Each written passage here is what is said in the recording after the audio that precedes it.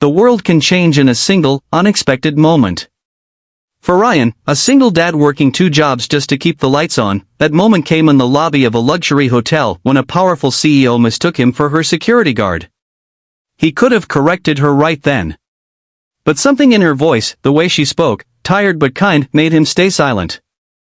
What began as a small act of politeness soon turned into a story that neither of them would ever forget, a story about kindness, second chances, and love finding its way through the cracks of 2 broken hearts.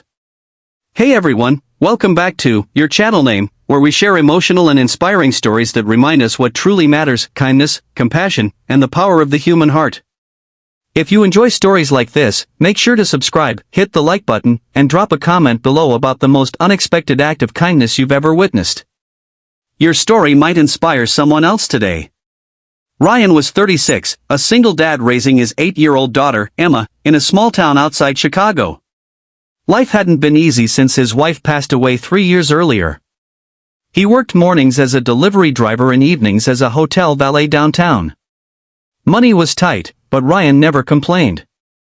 Every morning, before heading to work, he'd make pancakes with smiley faces for Emma, packing her lunch with a handwritten note that always said, "Be kind, my sunshine." One Friday night, after finishing his shift at the hotel, he noticed a sleek black car pull up. The driver jumped out and opened the back door for a woman in a navy blue suit. She looked sharp, confident, the kind of person who belonged in a world far away from Ryan's. She stepped into the lobby, scanning the area with urgency. When her eyes landed on Ryan, standing near the entrance in his valet jacket, she hurried over. "Good, you're here," she said briskly. "We have to be quick. There's a man following me. Just stay close."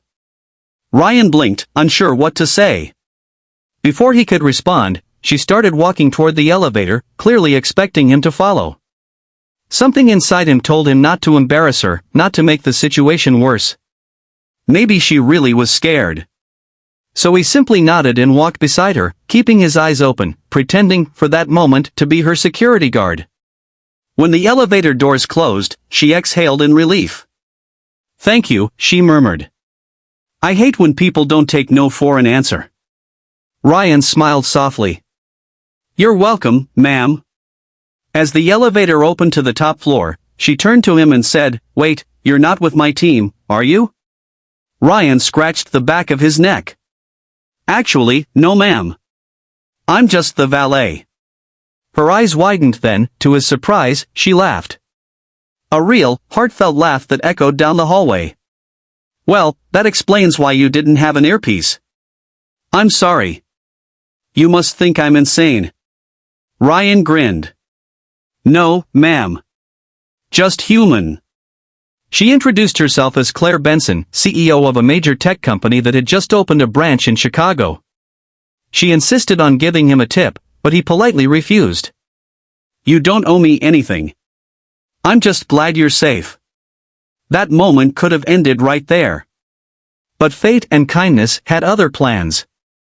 The next evening, when Ryan arrived for his shift, the hotel manager pulled him aside.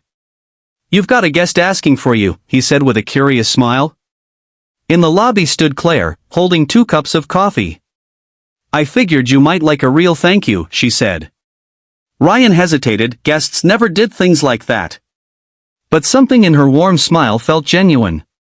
They sat down in a quiet corner of the lobby, sipping coffee and talking like old friends. She asked about his daughter, about his work, about how he managed everything on his own. "I don't always manage," he admitted softly. "But I try to stay kind.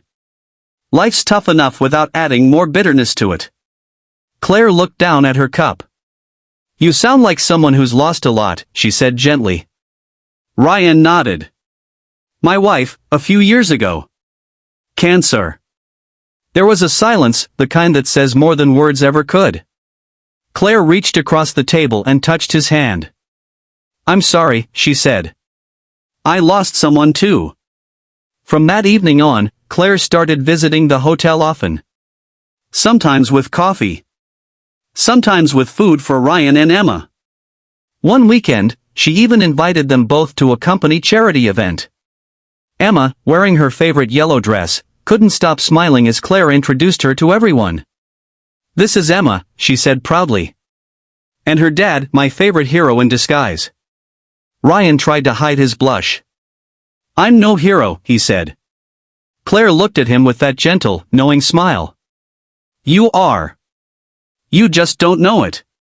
Over the next few months, their friendship deepened. They'd meet after Ryan's shifts, walking by the river, talking about everything and nothing. Claire confessed how lonely her life was despite her success. How people treated her like a title, not a person. Ryan, with his quiet honesty, reminded her what real connection felt like. But as feelings began to grow, so did the distance between their worlds. One night, Claire's business partner, a sharp man in an expensive suit, confronted Ryan in the lobby. "Let's be clear," he said coldly. "You're not in her league. Stay in your lane, valet." Ryan didn't respond. He just looked the man in the eye and said, "Kindness doesn't have a league." Later that night, Claire found Ryan sitting outside on the steps. "He talked to you, didn't he?" she asked quietly. Ryan sighed. "He's right. You're building empires, Claire. I'm just trying to build a decent life for my daughter." Claire sat beside him. "Ryan, I don't care about titles or money. You treat people the way I wish the world would. That's what matters to me." He turned to her, surprised by the emotion in her voice. "You really mean that?" She nodded. "I do. You showed me that kindness isn't weakness. It's strength." Still, Ryan pulled away for a while. He threw himself into work, trying to ignore the ache in his chest. But Claire didn't give up. A week later, she showed up at the elementary school during Emma's science fair. She brought flowers, not for Ryan, but for Emma. "You built a solar system out of cereal boxes," she said, kneeling beside her. "That's the most creative thing I've seen all week." Emma grinned. "Dad helped me paint the planets." Claire looked up at Ryan. "He's good at holding worlds together," she said softly. It was in that moment, surrounded by children's laughter and paper stars, that Ryan realized something. Claire didn't just see him for what he did. She saw him for who he was. And maybe, just maybe, it was okay to let someone care about him too. Months passed, and their connection only grew stronger. They took Emma to the zoo, shared homemade dinners, and even spent Christmas together, Ryan cooking pancakes shaped like reindeer while Claire helped Emma decorate the tree. For the first time in years, the house felt full of life again. On New Year's Eve, as fireworks painted the sky, Claire took Ryan's hand. "Remember when I thought you were my bodyguard?" she laughed. Ryan chuckled. "Hard to forget that." She smiled. "Well, I think you still are not the kind that protects me from people, but the kind that protects my heart." Ryan's eyes softened. "And you, Claire, you brought kindness back into my life. You reminded me it's okay to start over."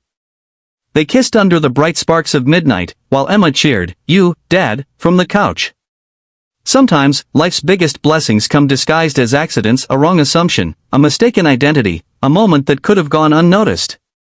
For Ryan and Claire, it all began with one small act of kindness, a man staying silent to protect a stranger's dignity. That single choice opened the door to healing, hope, and love. Kindness doesn't need grand gestures. It starts with being present, being gentle, and choosing compassion over pride. You never know who might be watching, or whose life you might change forever. So wherever you are, be the reason someone still believes in good people. Because sometimes, kindness doesn't just change the world, it changes hearts. If this story touched your heart, don't forget to like, share, and subscribe to your channel name for more stories that remind us of the beauty in everyday kindness. And tell us in the comments, when was the last time a small act of kindness changed your day? Because in the end, that's what life's really about, being kind, and letting kindness find you back.